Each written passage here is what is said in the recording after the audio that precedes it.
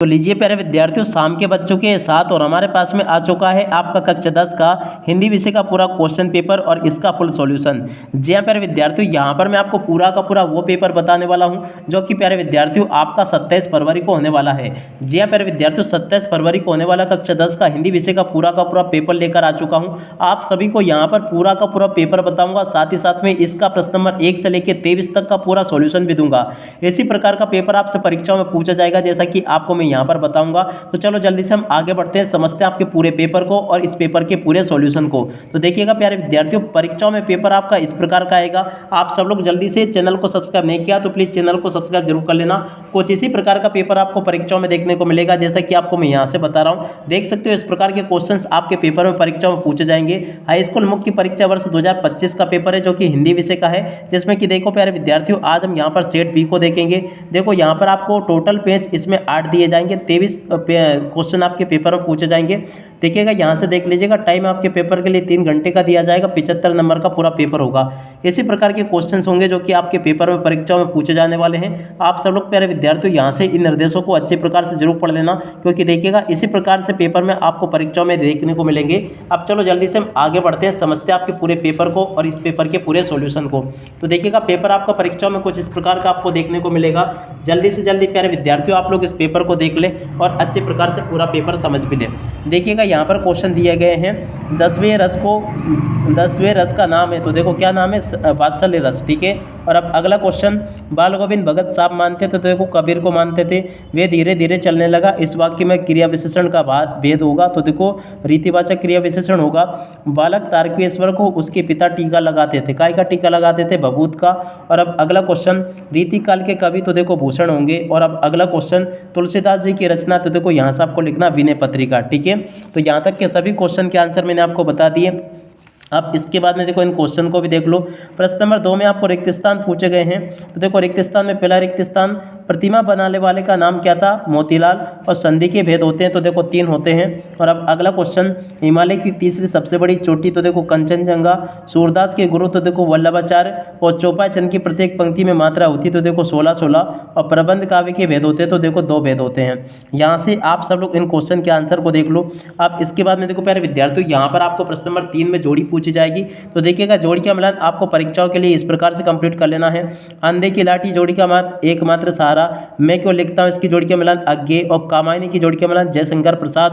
और मानवीय क्रियाओं का आरोप, तो देखो मानवीकरण अलंकार। गद्य की प्रमुख विधाएं, तो देखो निबंध। और उसके बाद में देखो लखनवी अंदाज, तो देखो यशपाल।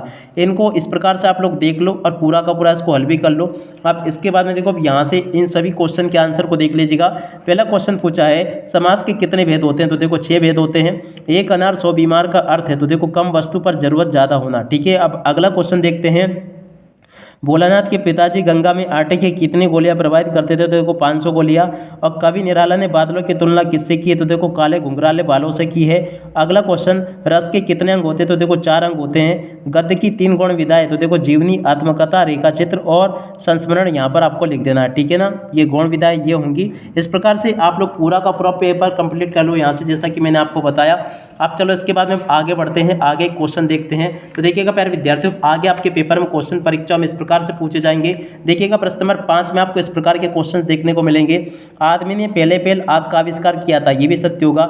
जो जीता ना जा सके उसे अजय कहते हैं, ये भी आपका सत्य होगा। पैर बेल को घुमाने पर पाप नहीं धुलते, ये भी सत्य होगा। और इसके बाद में देखो हिरोशिमा में परमाणु बम गिरा था, ये भी सत्य होगा। और अब अगला क्वेश्चन, मुख्य गायक के स्वर चट्टान जैसे भारी और गंभीर होते हैं, ये भी सत्य होगा। और अब अगला क्वेश्चन, दुआ एक सम्मात्रिक छंद है, तो देखो ये आपका सत्य हो जाएगा। इस प्रकार से इन क्वेश्चन के आंसर को देख ले। और अब अगले क्वेश्चन देखते हैं। तो देखो यहाँ पर आपको प्रश्न नंबर 6 में इस प्रकार के क्वेश्चन देखने को मिलेंगे। आप सब लोग प्यारे विद्यार्थियों इन क्वेश्चन के आंसर को देख लेना और अच्छे से समझ भी लेना। प्रश्न नंबर 6 में क्वेश्चन दिया गया है, सेनाई की दुनिया में डुमराव को क्यों याद किया जाता है। तो चलो प्यारे विद्यार्थियों, आपको मैं इस क्वेश्चन का आंसर बताता हूँ, ताकि प्यारे विद्यार्थियों आप सब लोग अपनी परीक्षाओं में इन सभी क्वेश्चन के आंसर को अच्छे प्रकार से लिख कर आ सको। यहाँ पर प्यारे विद्यार्थियों आपको मैं टोटली पूरा का पूरा पेपर विद सॉल्यूशन के साथ में बताऊंगा। एक भी क्वेश्चन प्यारे विद्यार्थियों यहाँ से आपका मिस नहीं होगा, अगर आपने इन क्वेश्चन को अच्छे प्रकार से याद कर लिया। तो टोटली सभी के सभी क्वेश्चन के आंसर मेरे द्वारा यहाँ से आपको बताए जा रहे हैं, तो आप सब लोग इनको देख लें और अच्छे प्रकार से पूरा का पूरा इनको कंप्लीट कर लीजिएगा। अब चलो मैं आपको प्रश्न नंबर 6 का उत्तर बता देता हूँ। तो देखिएगा प्रश्न नंबर 6 का उत्तर ये लिखा है, सेनाई की दुनिया में डुमराव को क्यों याद किया जाता है। इसको भी देख लो और पूरा का पूरा इसको याद कर लेना। और अब अगला क्वेश्चन पढ़ते हैं, वास्तविक अर्थों में संस्कृत व्यक्ति किसे कहा जाता है। प्रश्न नंबर 6 का पहला क्वेश्चन। देखो इसका उत्तर यहाँ से देख लो और पूरा का पूरा इसको याद कर लो। यहाँ पर मैंने आपको ये बता दिया है इसका उत्तर, ठीक है। यहाँ तक का पूरा उत्तर मैंने आपको बता दिया। प्रश्न नंबर 7 ये लिखा है, निम्नलिखित मुहावरों का अर्थ लिखकर वाक्य में प्रयोग करना। खून पसीना एक करना, दाल न गलना। तो देखो इसका उत्तर यहाँ से देख लो और इसको पूरा का पूरा समझ लो, ये भी मैंने आपको बता दिया। और इसके अगले क्वेश्चन का उत्तर ये लिखा है। और अब अगला क्वेश्चन देखो, अब अगला क्वेश्चन ये लिखा है, आप सब लोग देख लीजिएगा। भोलानाथ और उसके साथियों के खेल खेलने की सामग्री और आपके खेल खेलने की सामग्री को किस प्रकार से भिन्न है। प्रश्न नंबर 8 जो पूछा गया ना, इस प्रश्न नंबर 8 के उत्तर को यहाँ से देख लीजिएगा। पूरा का पूरा आपको मैंने यहाँ से बता दिया ये उत्तर, ठीक है ना। ये पूरा का पूरा क्वेश्चन का आंसर है, आप सब लोग देख ले इसको और पूरा का पूरा इसको हल भी कर लेना, ठीक है। और इसका जो अगला क्वेश्चन है ना, लेखक ने आपको हिरोशिमा की विस्फोट का भुगता क्यों माना है। तो देखो इस क्वेश्चन के आंसर को भी देख लो और इसको भी पूरा का पूरा हल कर लो, ये भी मैंने आपको यहाँ से बता दिया है। देख सकते हो यहाँ तक के सभी क्वेश्चन के आंसर मैंने आपको बता दिए। अब चलो जल्दी से हम आगे बढ़ते हैं, आगे क्वेश्चन के आंसर को देखते हैं। प्रगतिवादी काव्य की प्रमुख 2 विशेषता आपको बतानी है। तो देखिएगा प्यारे विद्यार्थियों, प्रगतिवादी काव्य की प्रमुख 2 विशेषताएं यहाँ से आप लोग देख लो और इनको अच्छे से याद भी कर लेना, ये भी मैंने आपको बता दिया। रीतिकाल की 2 विशेषताएं, तो देखो प्यारे विद्यार्थियों रीतिकाल की 2 विशेषताएं यहाँ से देख लो और इनको भी अच्छे से याद कर लेना। यहाँ तक के सभी क्वेश्चन के आंसर मैंने आपको बता दिए। प्रश्न नंबर 10 को देखते हैं, सूरदास और नागार्जुन की काव्यगत विशेषता। तो देखिएगा प्यारे विद्यार्थियों, सूरदास की काव्यगत विशेषता यहाँ से देख लो, 2 रचनाएं ये लिखी है। और उसके बाद में देखो नागार्जुन की काव्यगत विशेषता यहाँ से देख लो, ये लिखी है। और उसके बाद में चलो आगे बढ़ते हैं, अगले क्वेश्चन के आंसर को देखते हैं। प्रश्न नंबर 11 प्यारे विद्यार्थियों ये दिया गया है, कवि आत्मकथा लिखने से क्यों बचना चाहता है। तो देखिएगा प्यारे विद्यार्थियों, कवि आत्मकथा लिखने से क्यों बचना चाहता है, इस क्वेश्चन के आंसर को भी देख लो और पूरा का पूरा इसको समझ लेना। यहाँ तक के सभी क्वेश्चन के आंसर मैंने आपको बता दिए। परशुराम के क्रोध करने पर लक्ष्मण ने धनुष के टूट जाने के लिए कौन कौन से तर्क दिए। देखो इस क्वेश्चन के आंसर को भी देख लो और यहाँ तक के सभी क्वेश्चन के आंसर को हल भी कर लो, ठीक है। यहाँ तक के सभी क्वेश्चन के आंसर मैंने आपको बता दिए। प्रश्न नंबर 12 पूछा, कविता का शीर्षक उत्साह क्यों रखा गया। तो देखिएगा प्यारे विद्यार्थी, इस क्वेश्चन के आंसर को भी देख लो, ये लिखा प्रश्न नंबर 12 का उत्तर, ठीक है। इसको भी आप लोग अच्छे से याद कर लीजिएगा। 12 के अगले क्वेश्चन का आंसर आपको ये दिया गया है, तो इसको भी देख लो आप सब लोग और अच्छे से याद कर लेना। यहाँ पर मैंने आपको इस क्वेश्चन का आंसर भी बता दिया। और अब अगला क्वेश्चन प्रश्न नंबर 13, खंड काव्य की विशेषता है। तो देखो प्यारे विद्यार्थी, प्रश्न नंबर 13 का उत्तर यहाँ से देख लो, खंड काव्य की विशेषता ये आपको दी गई है और श्रृंगार रस की परिभाषा आपको ये दी गई है, इसको भी आप लोग याद कर लो और पूरा का पूरा इसको लिख लीजिएगा, ठीक है। और अब अगला क्वेश्चन, चौपाई चंद की परिभाषा। तो देखिएगा प्यारे विद्यार्थियों, चौपाई चंद की परिभाषा आप लोग यहाँ से देख लो, ये लिखी है। यहाँ पर आपको मैंने बता दी चौपाई चंद की परिभाषा ये होगी। और इसके बाद में देखो अन्योक्ति अलंकार की परिभाषा ये लिखी होगी, ये भी मैंने आपको बता दिया, ठीक है। और उसके बाद में देखो अगला क्वेश्चन प्रश्न नंबर, यहाँ पर आपको मैं अब आगे के क्वेश्चन और उन क्वेश्चन के आंसर बता देता हूँ। यहाँ तक के सभी क्वेश्चन के आंसर बता दिए मैंने आपको।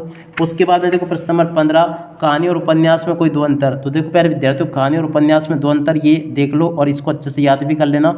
और यशपाल अथवा मन्नू भंडारी का साहित्यिक परिचय, देखो यहाँ से आप लोग यशपाल का साहित्यिक परिचय देख लो, ये लिखा है और इसके शैली आपको दी गई है। मन्नू भंडारी का साहित्यिक परिचय यहाँ से देख कर लिख दो, ये भी मैंने आपको पूरा का पूरा बता दिया है।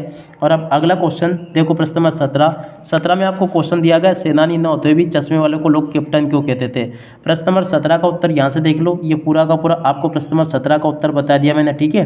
तो ऐसे आप सब लोग इस क्वेश्चन के आंसर को भी देख लेना। और अब आगे के क्वेश्चन को यहाँ से देख लो, देखो यहाँ पर आपको क्वेश्चन दिया गया, इस आत्मकथ्य में लेखक के पिता ने रसोई घर को भटियार खाना कहकर संबोधित क्यों किया। 17 का अगला क्वेश्चन।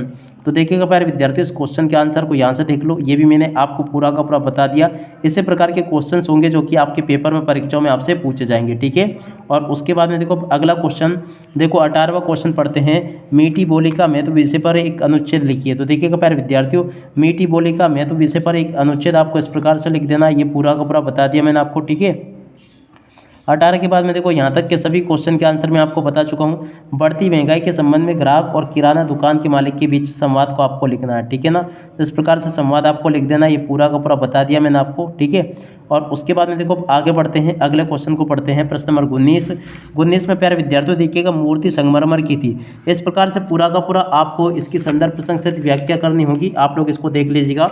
अब चलो मैं आपको इसकी व्याख्या बता देता हूँ। तो देखो व्याख्या इस प्रकार से आपको करनी होगी, संदर्भ ये लिखा है, प्रसंग ये लिखा है और व्याख्या इस प्रकार से आपको पूरी कंप्लीट कर देनी है, ठीक है। और उसके अतवाले क्वेश्चन जो है ना, ये प्रतिगाथा, तो देखो इसकी संदर्भ प्रसंग सहित व्याख्या यहाँ से देख लेना, संदर्भ ये लिखा है, प्रसंग ये हो जाएगा, व्याख्या इस प्रकार से लिख देनी है, ठीक है।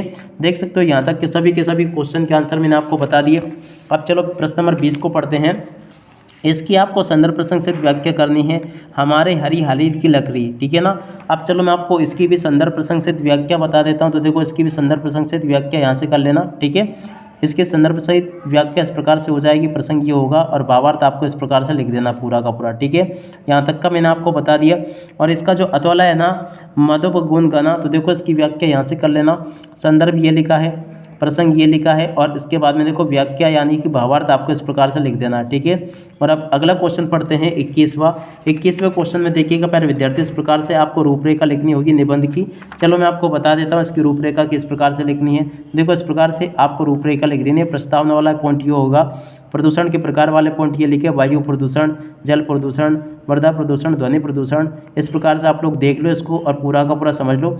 यहाँ तक का पूरा मैं आपको बता चुका हूँ। प्रश्न नंबर 22 की बात करते हैं ना, तो यहाँ पर आपको मोहल्ले की सफाई के नियमित संबंध में आपको आवेदन पत्र लिखना है। मोहल्ले की सफाई वाला आवेदन पत्र बिल्कुल आपके पेपर में आएगा। आवेदन पत्र कौन सा आएगा, चलो देख लो आप सब लोग। नगर पालिका अध्यक्ष को मोहल्ले की सफाई, नियमित सफाई के संबंध में आवेदन पत्र, ये बिल्कुल आपको पेपर में देखने को मिलेगा। तो जल्दी से जल्दी आप सब लोग इसको देख लो और अच्छे से इसको याद कर लेना, ठीक है ना। इस प्रकार से आपको पूरा का पूरा ये आवेदन पत्र लिखना होगा। आप लोग देख लो इसको, यहाँ पर मैंने आपको पूरा का पूरा ये आवेदन पत्र बता दिया अच्छे से। अब इसके बाद में चलो आगे बढ़ते हैं, अगले क्वेश्चन के आंसर को देखते हैं। यहाँ तक के सभी क्वेश्चन के आंसर तो मैंने बता ही दिया आपको। इसके बाद में देखो प्रश्न नंबर 23 जो होगा ना, इसमें आपको अपठित गद्यांश दिया जाएगा। इसमें आपको क्या करना है, इसको याद करने की कोई ज़रूरत नहीं है। आप लोग क्या करोगे, जब आप पेपर हल करो ना, उसी समय इसको पढ़ कर इन्हीं में से इनके आंसर को ढूंढ कर लिख देना, ठीक है। अब बाकी इसके बाद में अब आगे आपके पेपर में क्वेश्चन इस प्रकार से देखने को मिलेंगे। तो देख सकते हो यहाँ पर मैंने आपको पूरा का पूरा पेपर विद सॉल्यूशन के साथ में बता दिया। अब इसी के साथ में इस वीडियो को यहीं पर पूरा करते हैं। नमस्कार, जय हिंद, जय भारत।